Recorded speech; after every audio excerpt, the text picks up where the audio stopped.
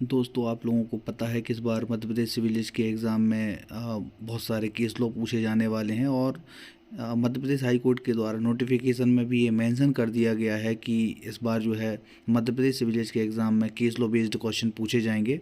इसके पहले भी पूछे जा रहे थे और यदि हम लोग मध्य प्रदेश में जो एडीजे का एग्ज़ाम कंडक्ट करवाया गया था उसमें भी यदि हम लोग देखते हैं तो उसमें भी बहुत सारे जो है केस लॉ बेस्ड क्वेश्चन पूछे गए हैं।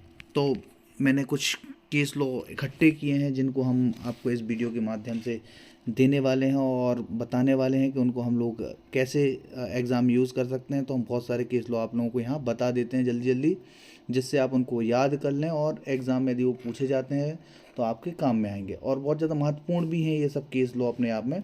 तो पहला केस लॉ जो है Mohan Singh versus state of Punjab का है, जो विधि विरुद्ध जमाव अनलॉफुल असेंबली से कोरिलेट करता है या अनलॉफुल असेंबली पे केस लॉ है।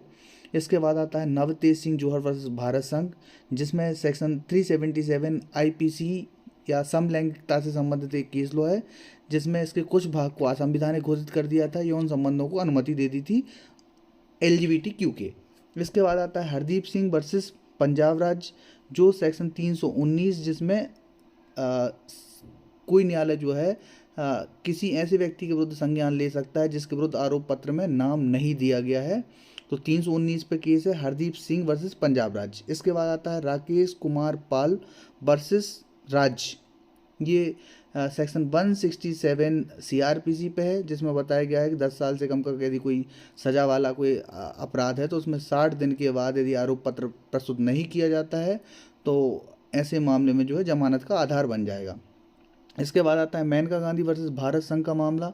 तो मेनका गांधी वर्सेस भारत संघ का जो मामला है वो गरिमा के साथ जीवन जीने के अधिकार से संबंधित है और ये आर्टिकल 14, 21 और आर्टिकल 19 तीनों आर्टिकल से ये कोरिलेट होता है। इसके बाद आता है बचपन बचाओ आंदोलन वर्सेस भारत संघ का मामला। इस मामले में जो है सर्कस में बच्चों की जो है नियोजन पर प्रतिबंध लगाया गया था। इसके बाद आता है अब्दुल रहीम वर्सेस एस के अब्दुल जवार। इसमें आर्टिकल 59 लिमिटेशन एक्ट के संबंध में बात की गई थी और इसमें आर्टिकल 59 जो लिमिटेशन है इस पर डिसीजन दिया गया था। इसके बाद आता है Katta Sujatha Reddy versus Siddham city infrastructure private project private limited, जिसमें ये बताया गया था कि जो एसआरए का जो 2018 में संशोधन आया है ये भविष्य लक्षी प्रभाव से लागू होता है, भूतलक्षी प्रभाव से लागू नहीं होता है। इसके बाद जो नेक्स्ट जजमेंट है Surendra versus state of Kerala 2022। इसमें 498A और आर्टिकल 498A और 32(1) एविडेंस एक्ट, इन दोनों के संबंध में निर्णय दिया गया था। इसमें महिला की डेथ होने के बाद जो है उसका जो डाइन डिक्लेरेशन है उसका यूज़ किया गया था 498A आईपीसी के मामले में। इसके बाद आता है Surendra versus state of Kerala. इसके बाद आता है जो नेक्स्ट जजमेंट आता है महेंद्र चावला वर्सेस भारत संघ, साक्षी संरक्षण स्कीम विटनेस प्रोटेक्शन स्कीम पे ही है और पक्षद्रोही साक्षी के संबंध में भी इसमें जजमेंट दिया गया था। इसके बाद आता है इंडिपेंडेंट थॉट वर्सेस भारत संघ। इसमें जो है आईपीसी के सेक्शन 375 का अपवाद क्रमांक जो 2 है उसको असंवैधानिक घोषित कर दिया था। इसके बाद आता है राजद्रोह से संबंधित जो मामले हैं, राजद्रोह से संबंधित जो केस हैं, इसमें बहुत सारे केस आपको मिल जाएंगे और राजद्रोह को जो है नए संविधान संशोधन के नए दंड विधि संशोधन, जिसमें भारतीय न्याय संहिता की बात की जाए तो उसमें हटा दिया गया है, उस पर भी जो केस लो हैं विनोद कुमार दुआ वर्सेस भारत संघ, रजत शर्मा वर्सेस भारत संघ, राज्य वर्सेस दिशा एस रवि का जो केस है, ये सभी केस जो हैं राजद्रोह से संबंधित केस लो हैं। इसके बाद आता है नेक्स्ट केस लो विनोद कुमार वर्सेस पंजाब राज्य, जिसमें बता दिया गया था कि मुख्य परीक्षा और जो प्रति परीक्षा जो होती है एग्जामिनेशन इन चीफ और क्रॉस एग्जामिनेशन एक ही दिन कंडक्ट कराई जा सकती है, ऐसा कोई नियम नहीं है कि एक दिन का गैप दो या 2 दिन का गैप दो। इसके बाद आता है Sartaj Singh versus state of Haryana, मुख्य परीक्षा के आधार पर आरोपी को समन किया जा सकता है, क्रॉस एग्जामिनेशन करने की आवश्यकता नहीं है, केवल एग्जामिनेशन इन चीफ के आधार पर भी समन जारी किया जा सकता है। इसके बाद आता है नेक्स्ट केस लो, दोष मुक्ति में जो है कारण का दिया जाना आवश्यक होता है। दोष मुक्ति का जजमेंट जो है उसमें कारण बताना जरूरी होता है, किस आधार पर दिया गया है। इससे रिलेटेड दो केस लो हैं, राजस्थान राज्य वर्सेस लव कुश मीना और अवतार सिंह वर्सेस भारत संघ। इसके बाद आता है जो नेक्स्ट केस लो, अनुराधा भसीन वर्सेस भारत संघ।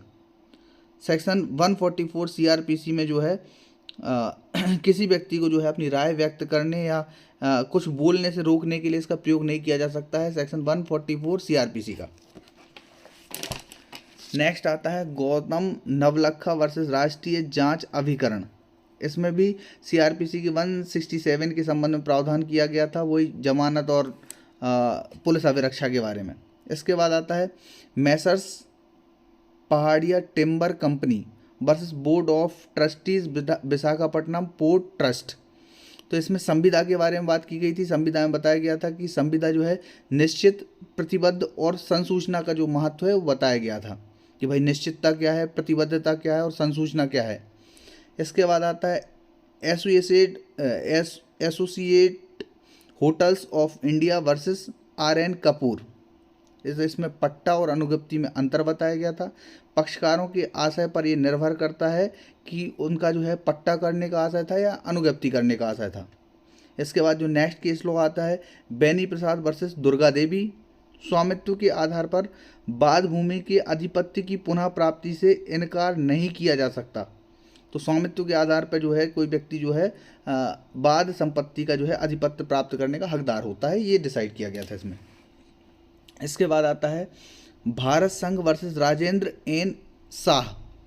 तो 97 में जो संविधान संशोधन है उससे संबंधित एक केस लो है। इसके बाद आता है नुपुर सक्सेना वर्सेस भारत संघ।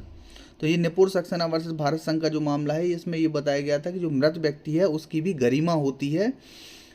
जैसे कि मेनका गांधी वर्सेस भारत संघ में है गरिमा के साथ जीवन जीने का अधिकार की बात की गई थी, इसमें मृत व्यक्ति की गरिमा के संबंध में निर्णय दिया गया था कि मृत व्यक्ति भी जो है उसकी गरिमा होती है।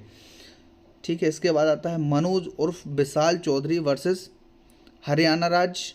उम्र निर्धारण के लिए जो सरकारी अधिकारी द्वारा कुटुंब रजिस्टर तैयार किया जाता है वो सुसंगत होता है। एक तरीके से देखा जाए तो जो नुपुर सक्सेना का जो केस है और विशाल चौधरी का जो केस है ये आपके जो जुवेनाइल जस्टिस एक्ट है और आपका जो लैंगिक अपराधों से बालकों का संरक्षण अधिनियम है इससे संबंध है। इसके बाद आता है अरुणा शानबाग बनाम भारत संघ, जिसमें निष्क्रिय इच्छा मृत्यु पैसिव यूथेनेसिया को मान्यता दी गई थी। इसी के साथ एक केस लॉ और है कॉमन कॉज वर्सेस भारत संघ, जिसमें आपको पता होगा कि जीवन के जीने के अधिकार में मृत्यु के अधिकार को समाहित किया गया था। इसके जो पुराने केस लॉ हैं आपको पता होगा श्रीपति दुबल का केस है और ज्ञान कौर का केस है। श्रीपति दुबल में जीवन के अधिकार में मृत्यु के अधिकार को शामिल किया गया था, जबकि ज्ञान कौर में ये बोला गया था कि जीवन के अधिकार में मृत्यु का अधिकार शामिल नहीं है। उसके बाद अरुणा शानबाग का केस आया जिसमें पैसिव यूथेनेसिया को मान्यता दी गई थी, निष्क्रिय इच्छा मृत्यु को मान्यता दी गई थी और उसके बाद कॉमन कॉज वर्सेस भारत संघ जो है उसमें लिविंग विल और जीवन जीने के अधिकार में मृत्यु के अधिकार को कुछ दशाओं में समाहित माना गया था। तो आशा करते हैं ये केस लो आपके काम में आएंगे, ये जो जानकारी आपके काम में आएगी। और ऐसी और जानकारी चाहते हैं और केस लो चाहते हैं तो इस वीडियो के डिस्क्रिप्शन बॉक्स में जाके आप लोग कमेंट करें, इस वीडियो को लाइक करें, शेयर करें। तो और जो केस लो और एग्ज़ाम में पूछे गए हैं उन पर मैं वीडियो बनाने के लिए अग्रसर हो जाऊँगा। Thank you.